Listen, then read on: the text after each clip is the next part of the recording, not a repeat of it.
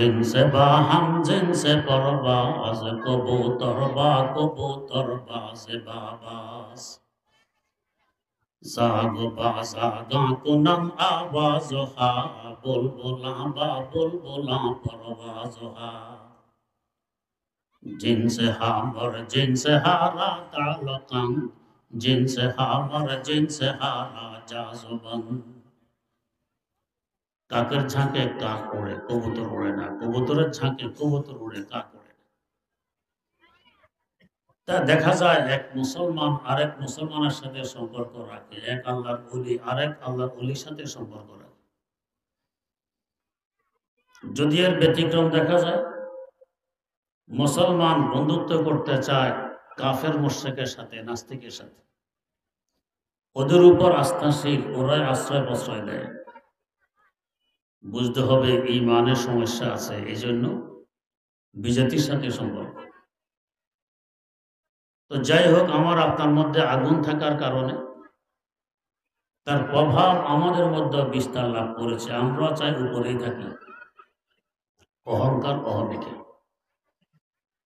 চিকিৎসা হয় উল্টা বস্তু দিয়ে যেমন হাদিস শরীফে আছে আবরেদুল হুম্মা বিল মাইল বারিদ জ্বর উঠলে ঠান্ডা পানি দিয়ে জ্বরকে ঠান্ডা করো জ্বর উঠলে দেহ গরম মাথায় পানি ঢালো টাওয়াল কিংবা গামছা ভিজিয়ে দেহ মুছে দাও 105, 6, 60 ডিগ্রি পর্যন্ত জ্বর উঠলে বরফ দিয়ে ঢেকে রাখো উল্টা বস্তু দিয়ে চিকিৎসা হয় আগুনের কারণে অহংকার অহমিকা রোগ সৃষ্টি হয়েছে চিকিৎসার জন্য উল্টা বস্তু দিলেন নামাজ নামাজি বান্দাকে নিচের দিকে নামায় কিভাবে নামায় নামাজ শুরু হয় তাকবীরে তাহরিমা দিয়ে তাকবীরে তাহরিমার সময় উভয় হাত উপরের দিকে তুলতে হয় কি পরিমাণ তুলব এ ব্যাপারে 4টি হাদিস বর্ণিত 4 প্রকারের হাদিস 1 নম্বর মুসলিম শরীফে বর্ণিত কানের উপর পর্যন্ত তুলবে 2 নম্বর আবু দাউদ শরীফে বর্ণিত কানের লতি পর্যন্ত তুলবে 3 নম্বর বুখারী শরীফে বর্ণিত কাঁধ পর্যন্ত তুলবে 4 নম্বর সহিহ ইবনে খুজাইমায় বর্ণিত সিনা পর্যন্ত তুলবে যদি হাদিসটি সাজ তথা বিচ্ছিন্ন যাই হোক 4 প্রকারের হাদিস পাওয়া যায় এখানে একটি প্রাসঙ্গিক কথা আমার আহলে হাদিস ভাইয়েরা যাদের দাবি তারা হাদিস মানেন এজন্য নাম রাখেন আহলে হাদিস নারী হোক আর পুরুষ হোক সিনা পর্যন্ত হাত তুলে হাত সিনার উপর রেখে দেবেন ইবনে খুজাইমার হাদিসের উপরে আমল করলেন 86টার 3 হাদিস ছেড়ে দিলেন মানলেন একটি ছাড়লেন 3টি মানা বেশি না ছাড়া বেশি ছাড়া বেশি এরপরও দাবি তারা হাদিস মানেন নাম আহলে হাদিস আমরা যারা মাযহাব মানি ইমাম মানি আমাদের ইমামগণ বলেন 4টি তো হাদিস একটিও ছাড়া যাবে না এমন ভাবে আমল করা লাগবে যাতে সকল হাদিসের উপর আমল হয়ে যায় তো তা কি করে সম্ভব তো তা সম্ভব হবে বৃদ্ধাঙ্গুলির মাথা থাকবে কানের লতি বরাবর এতে করে আবু দাউদ শরীফের হাদিসের উপর আমল হইল বৃদ্ধাঙ্গুলির মাথা কানের লতি বরাবর হলে অটোমেটিক অন্য আঙ্গুলগুলো উঠবে কানের উপর বরাবর এতে করে মুসলিম শরীফের হাদিসের উপরে আমল হবে বৃদ্ধাঙ্গুলির মাথা কানের লতি বরাবর হলে হাতের তালু থাকবে কাঁধ বরাবর এতে করে বুখারী শরীফের হাদিসের উপর আমল হবে আর এই উম্মতের নারী সমাজ হাত রাখবে সিনার হাত তুলবে সিনা বরাবর এতে করে ইবনে খুজাইমার হাদিসের উপর আমল হবে এই উম্মতের নারী পুরুষ মিলে 4 হাদিসের উপর আমল হবে একটি হাদিসও বাদ যাবে না আমরা 4টি মানলাম একটিও বাদ দিলাম না এরপরও আমাদের উপর দোষ চাপানো হয় আমরা নাকি হাদিস মানি না যাই হোক এই যে বিদ্যাগুলির মাথা কানে লতি বরাবর তুলব, বরাবর হলো কি হলো না বুঝবো কিভাবে? আমাদের মজহাবের নির্ভরযোগ্য কিতাব ফতাওয়ায়ে কাজী খান, ফতাওয়ায়ে বাজ্জাজিয়া ইত্যাদি কিতাবে উল্লেখ আছে বিদ্যাগুলির মাথাটি কানের লতির সাথে লাগিয়ে দাও, তাহলে নিশ্চিত হলাম বিদ্যাঙ্গুল কানে লতি বরাবর হয়ে গেছে। এই যে আঙ্গুল লতির সাথে লাগিয়ে দিলাম, একে আমাদের পরিভাষায় বলে কানে ধরা। কানে ধরলে ইজ্জত বাড়ে না কমে? কমে। মানুষ উপর ওঠে না নিচে না? নিচে না। বিচার সালিশে যদি অপরাধীর অপরাধ প্রমাণিত হয়, বলা হয় কানে ধরো, ইজ্জত বাড়ানোর জন্য, কমানোর জন্য। আমি আমার আল্লাহ দরবারে কানে ধরে আমি অপরাধী স্বীকৃতি দিয়ে উপস্থিত হয়ে গেলাম। আল্লাহ, আমি তোমার দরবার অপরাধী কানে ধরে হাজিরে দিই। নামাজ আমাকে এক স্তর নিচে নামাই দিই। 2 নম্বর, হাত বাঁধব কিভাবে? এ ব্যাপারেও 2 ধরনের হাদিস বর্ণিত। 1 নম্বর, তিরমিজি শরীফে বর্ণিত ডান হাত দিয়ে বাম হাতকে ধরবে। 2 নম্বর, আবু দাউদ শরীফে বর্ণিত ডান হাত বাম হাতের উপর রেখে দিবে। 2 ধরনের হাদিস। এখানেও আহলে হাদিস ভাইয়েরা, নারী হোক আর পুরুষ হোক, ডান হাতের আঙ্গুল বাম হাতের কোনোই পর্যন্ত নিয়ে রেখে দেন। আবু দাউদ শরীফের হাদিসের উপর আমল করলেন, তিরমিজির হাদিস ছেড়ে দিলেন। আমরা যারা মজহাব মানি, ইমাম মানি, আমাদের ইমামগণ বলেন উভয়টি এত হাদিস একটিও ছাড়া যাবে না। এমনভাবে আমল করা লাগবে যাতে সকল হাদিসের উপর আমল হয়ে যায়। তা কি করে সম্ভব? তার সম্ভব হবে কনিষ্ঠ এবং বৃদ্ধাঙ্গুল দিয়ে হাতকে ধরো। ডান হাতের কনিষ্ঠার বৃদ্ধাঙ্গুল দিয়ে বাম হাতকে ধরো, এতে করে তিরমিজি শরীফে যে ধরার হাদিস এর উপর আমল হবে। অনামিকা মধ্যমা তর্জনী বাম হাতের পিঠের উপর রেখে দাও, এতে করে আবু দাউদ শরীফে যে রাখার হাদিস আছে এর উপর আমল হবে। একসাথে উভয় হাদিসের উপর আমল হয়ে যাবে। এখানেও আহলে হাদিস ভাইয়েরা মানলেন একটি, ছাড়লেন একটি, অর্ধেক মানলেন অর্ধেক ছাড়লেন। এরপরও ওনাদের দাবি হাদিস ওনারাই মানেন, নাম রাখেন আহলে হাদিস। আমরা একটিও ছাড়লাম না, তারপর দোষ চাপানো হয় আমরা নাকি হাদিস মানি না। যাই হোক, এই যে হাত ধরলাম, একে আমাদের পরিভাষায় বলে হ্যান্ডকাপ লাগানো। পুলিশ আসামে ধরে হ্যান্ডকাপ লাগায় ইজ্জত বাড়ানোর জন্য না, ইজ্জত কমে। আমি আমার আল্লাহ দরবারে হ্যান্ডকাপ লাগাইয়া আসামি সেজে উপস্থিত হয়ে গেলাম। আল্লাহ, পুলিশের প্রয়োজন নেই, আমি স্বস্বীকৃত আসামি তোমার দরবারে হ্যান্ডকাপ লাগাইয়া হাজিরে দিলাম। নামাজ আমাকে আরেক স্তর নিচে নামাইল। 3 নম্বর, হাত রাখবো কোথায়? এখানে আহলে হাদিস ভাইরা রাখেন সিনের উপরে, আমরা হানাফিরা রাখি নাভির নিচে। ওনারা সিনের উপর কেন রাখেন? ইবনে খুজাইমার একটি হাদিস আছে শ্বাস, এর উপর আমল করতে গিয়ে। আমরা নাভির নিচে কেন রাখি? ইমাম বুখারী রাহিমাহুল্লাহু তাআলার উস্তাদ ইমাম আবু বকর ইবনে আবি শাইবা রাহিমাহুল্লাহু তাআলা, ওনার সম্পর্কিত একটি হাদিসের কিতাব আল মুসান্নাফ, 25 খণ্ডের কিতাব, 27,000-এরও বেশি হাদিস এই কিতাবে বর্ণিত। এই কিতাবে উল্লেখ আছে 5 জন সাহাবী থেকে সহি সনদে, সহি সূত্রে নামাজের মধ্যে হাত রাখবে নাভির নিচে। এমনকি আলী মুরতাজা রাদিয়াল্লাহু তাআলা আনহু থেকে বর্ণিত ওয়াজরুল আকুফে আলাল আকুফে তাহাতা সুররাতে মিনাস সুন্নাহ, ডান হাত বাম হাতের উপর রেখে নাভির নিচে বাঁধা হলো নবীর তরিকা। এই জন্য আবার নাভির নিচে বাঁধি। এবারে আসুন, হাত সিনের উপরে রাখলে বিনয়ী বেশি প্রকাশ হয় না নাভির নিচে রাখলে?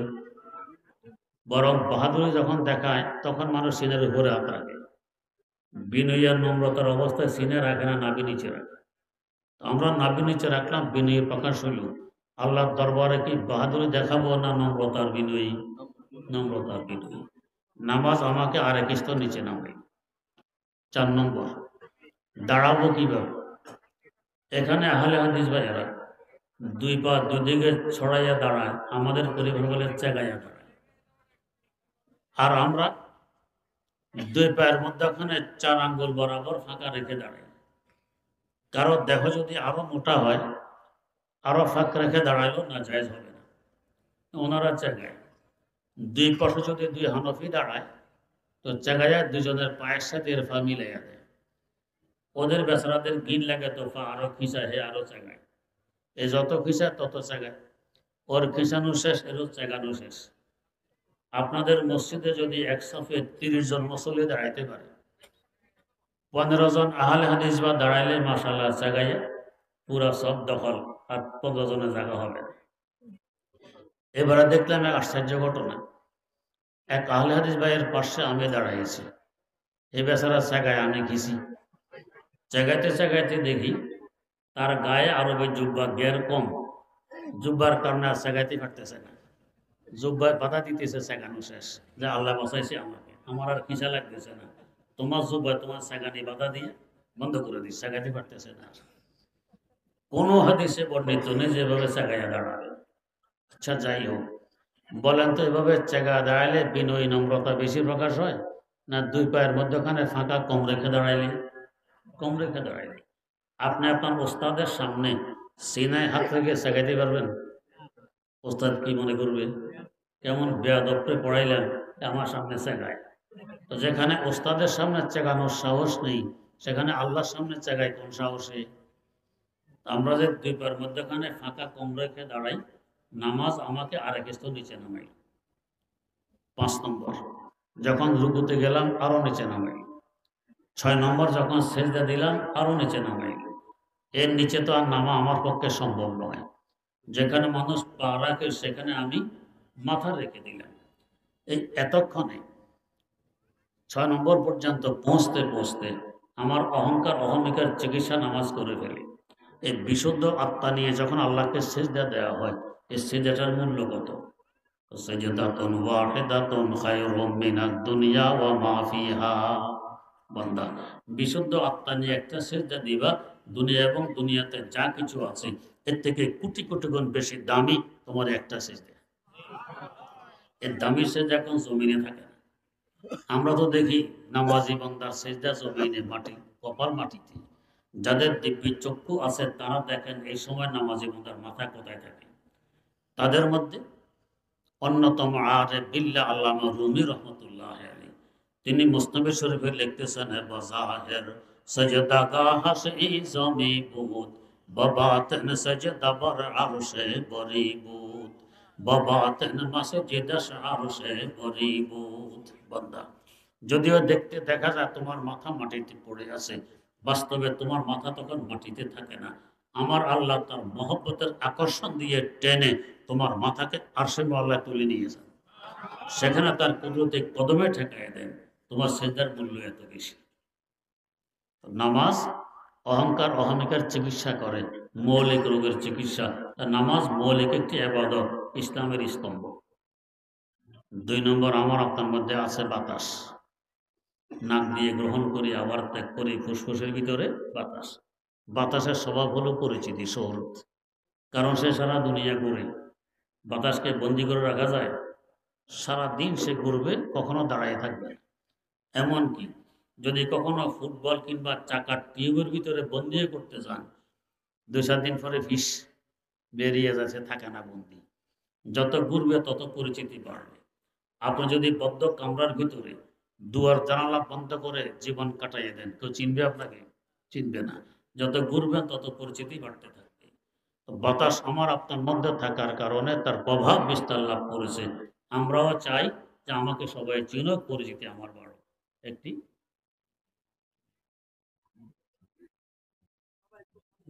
কতজন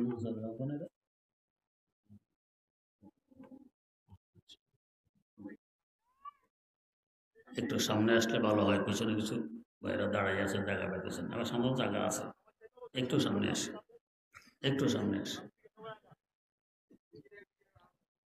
মাশাআল্লাহ, মাসে একটু সামনে আসলে পিছনে বাইরে আরামে বসতে পারেন। শীতকাল তো আরামে বসলে একটু লাগবে, বোঝেন তো? একটু গরম লাগবে, কষ্ট কম হবে। দাঁড়ালে শীতের মধ্যে কষ্ট বেশি, এর ভিতরে ঢুকে বসে কষ্ট কম। মাশা,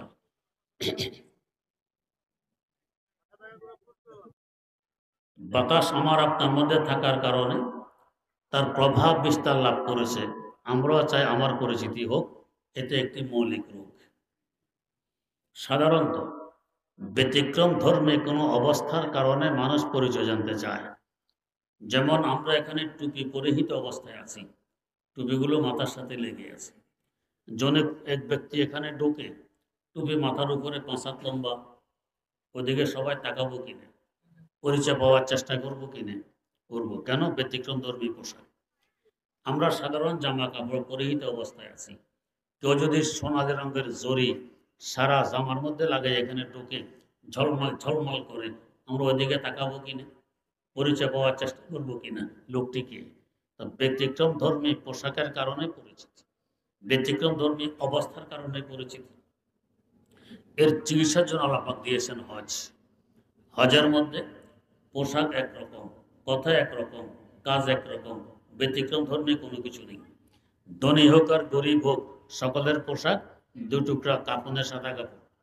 এই নয় যে আমি ধনী, আমার পোশাক হবে কোট প্যান্ট টাই, তুমি গরিব, তোমার হবে কাফনের কাপড়, এটা সেখানে চলবে। সেখানে কথাও এক, কি কথা? লাব্বাইক আল্লাহুম্মা লাব্বাইক, লাব্বাইক লা শারীকা লাকা লাব্বাইক, ইন্নাল হামদা ওয়ান নি'মাতা লাকা ওয়াল মুলক লা শারীকা লাক। এই নয় যে আমি রাজা, আমার তালবিয়া হবে একরকম, তুমি প্রজা, তোমার হবে আরেক রকম, এটা সেখানে চলবে। তেমনিভাবে তওয়াফ এক, সাড়ি এক, মিনা মুজদালিফা আরাফার অবস্থান এক, কোনো ব্যতিক্রম ধর্মীয় অবস্থা সেখানে নেই। এটা আমার পরিচিতির চিকিৎসা করে। তাই হজ দিনের একটি স্তম্ভ, মৌলিক একটি আমল। আজ আমাদের হজের অবস্থা, চাই ধনী হোক চাই গরিব, রাজা হোক চাই প্রজা, মালিক হোক চাই গোলাম, সকলের এক অবস্থা হজে, ব্যতিক্রম ধর্মী কোনো কিছু সেখানে নেই। সেখানের অবস্থা হলো এক হি সফ মে খড়ে হো গয়ে মাহমুদ এয়াস, এক হি সফ মে খড়ে হো গয়ে মাহমুদ এয়াস, না কোই বন্দা রাহা और না কোই বন্দা নওয়াজ, না কোই বন্দা রাহা और না কোই বন্দা নওয়াজ। আজ আফসোসের সাথে বলতে হয়, পশ্চিমা বিশ্ব তথা আমেরিকা, ইউরোপ, সারা বিশ্বে তারা মানবাধিকার প্রতিষ্ঠার দণ্ডুরা পিটি, ওরা মানবাধিকার প্রতিষ্ঠা করে। শুনেছি আমাদের দেশে মানবাধিকার প্রতিষ্ঠার দপ্তর বলতে চায়। নিজের দেশে অহরহ মানবাধিকার লঙ্ঘন হচ্ছে, আমাদের দেশ নিয়ে মাথা ব্যথা। ফিলিস্তিনে মানবাধিকার লঙ্ঘন হচ্ছে, আমাদের দেশ নিয়ে মাথা ব্যথা। এখনো তাদের দেশে গিয়ে দেখুন, সাদা চামড়াওয়ালাদের গির্জা ভিন্ন, কালো চামড়াওয়ালাদের গির্জা ভিন্ন। সাদা চামড়াওয়ালাদের গির্জায় উপাসনালয়ে কালো চামড়াওয়ালাদের ঢুকা নিষেধ, ঢুকলে মারামারি হয়। তুমি কালো চামড়া নিয়ে আমাদের গির্জায় ঢুকেছো কোন সাহস? কিন্তু আলহামদুলিল্লাহ আজ ১৫০০ বছর যাবৎ ইসলাম আমাদের কাছে একটি ঘটনাকেও দেখাইতে পারবে যে কোনো সাদা চামড়াওয়ালা কালো চামড়াওয়ালার সাথে ঝগড়া লিপ্ত হয়েছে, যে তুমি কালো চামড়া নিয়ে আমার পাশে দাঁড়িয়েছো কোন সাহস? আমাদের অবস্থা হলো এক হি সফ মে খড়ে হো গয়ে মাহমুদ এয়াস, এক হি সফ মে খড়ে হো গয়ে মাহমুদ এয়াস, না কোই বন্দা রাহা और না কোই বন্দা নওয়াজ। কোনো ভেদাভেদ আলহামদুলিল্লাহ আমাদের এখানে নেই। মানবাধিকার হেরার প্রতিষ্ঠা করে। ওই বাচ্চাগুলোকে সরাই দেন, এরা বারবার আসা যার চিলেচিলি করে, সরাই দেন, এদিকে সর।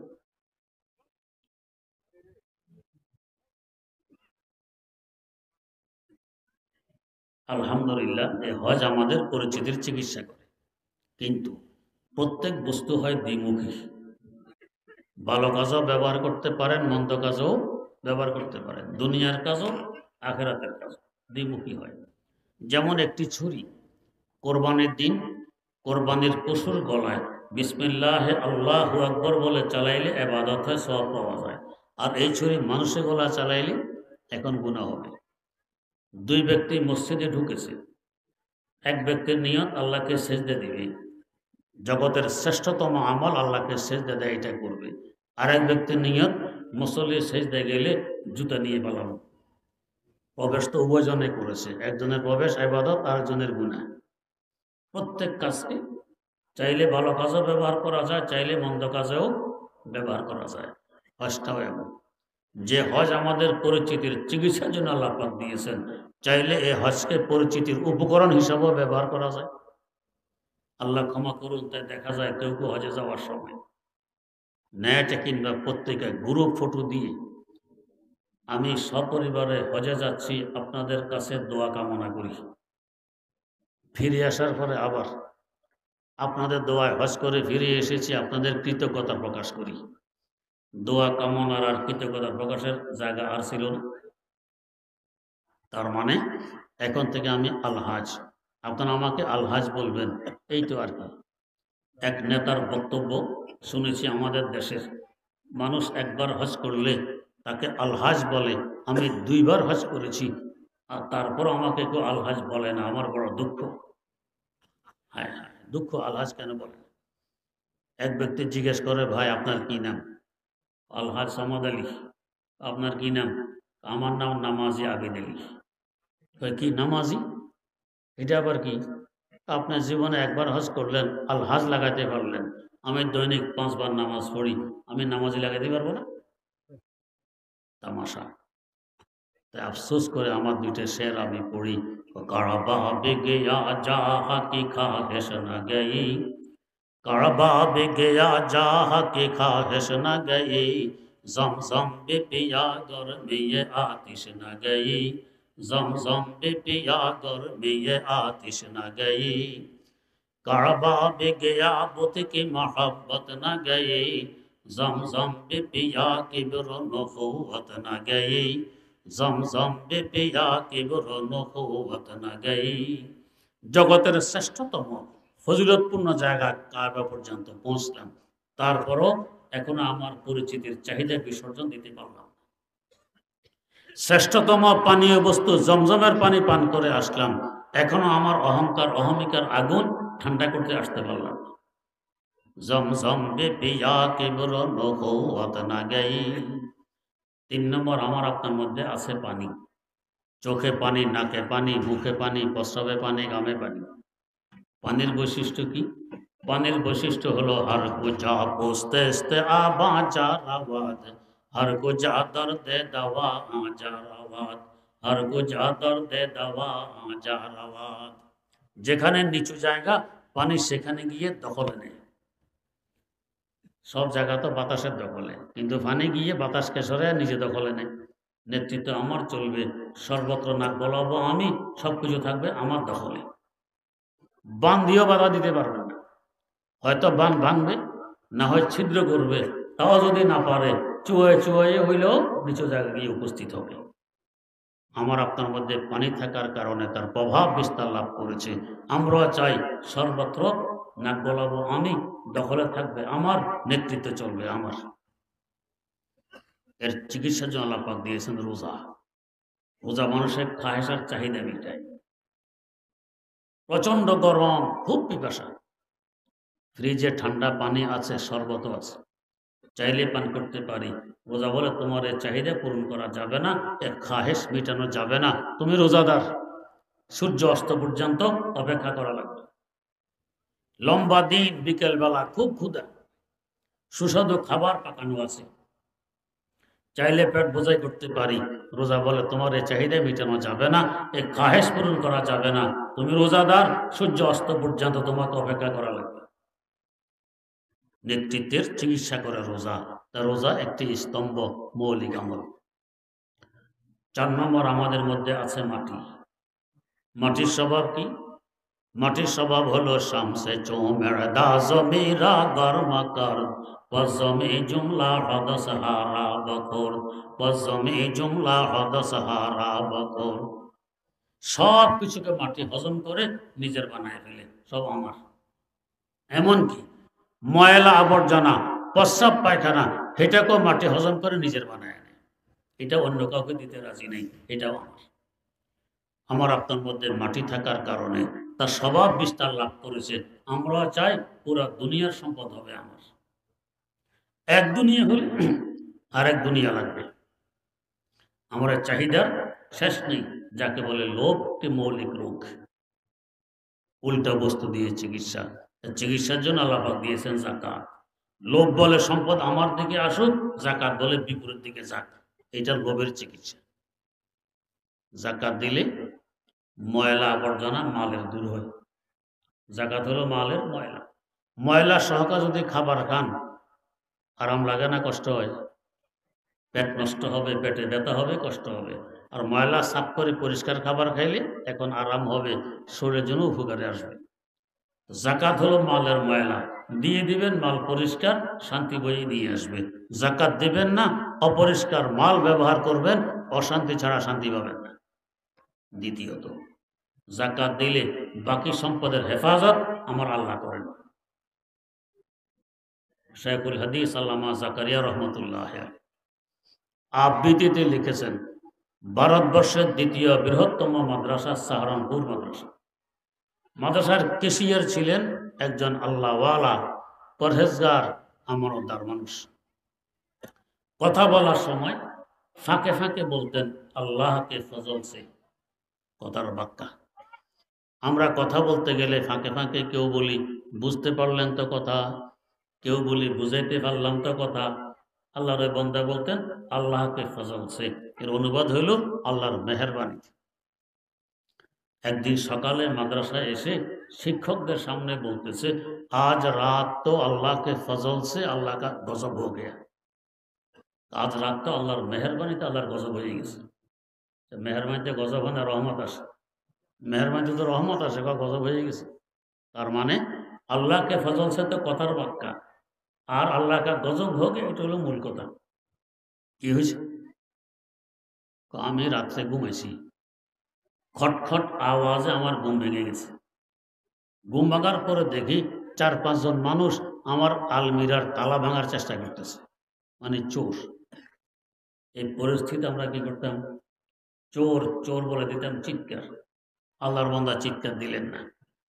যদি আমরা চিৎকার নাও দিতাম তো বলতাম কি, ভাই আমি গরিব মানুষ, তোমরা কষ্ট করে তালা ভাঙবে, লাভ হবে না কিচ্ছু, আলমারির ভিতরে কিছু নেই। কিন্তু আল্লাহর বান্দা বলেন কি, আরে ভাই এটার ভিতরে তো আমার টাকা আছে, মাদ্রাসার টাকাও আছে, এলাকার বহু লোকজনের আমানতের টাকাও আছে, তার মানে টাকা বোঝাই। তবে এই তালা ভাঙার নয়, তোমাদের আব্বাকে যদি ডেকে নিয়ে আসো ভাঙতে পারবে না। কেন? इसलिए कि मैं ज़कात अदा किया करता हूँ, এই জন্য যে আমি জাকাত আদায় করি। কি ঈমান মজবুত, কি আস্থা আমার আল্লাহর উপরে। আমি জাকাত আদায় করি, আমার সম্পদের হেফাজত আমার আল্লাহ করবেন। এটা জানাইয়া দিয়া আমি ঘুমাই পড়ছি। চোর ঘরে রেখে কোন সাহসে ঘুমায়? আমার আল্লাহর উপরে পূর্ণ আস্থা, আমি জাকাত আদায় করি, সম্পদের হেফাজত আমার আল্লাহ করবেন। তো ভোর রাতে ঘুম থেকে উঠে দেখি এরা এখনো চেষ্টায় অব্যাহত আছে তালা ভাঙার। আবারও এই কথা শুনিলাম, বইটার ভিতরে আমার টাকা আছে, মাদ্রাসার টাকা আছে, বহু লোকজনের আমানতের টাকাও আছে, তবে ইয়ে তালা নেই তোড়নেকা, এই তালা ভাঙতে পারবে না। কেন? আমি জাকাত আদায় করি।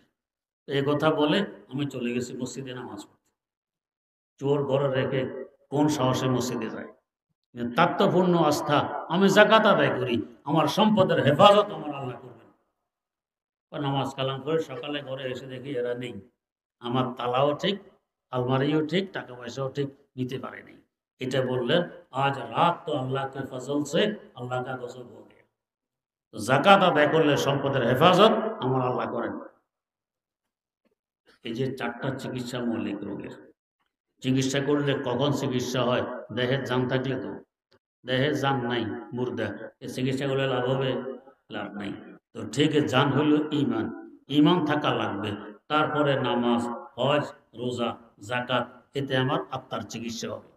ইমান যদি না থাকে, সারা জীবন রোজা রাখলে আধা পয়সা চিকিৎসা হবে? ইমান নাই, নামাজ পড়লে লাভ হবে? হবে না।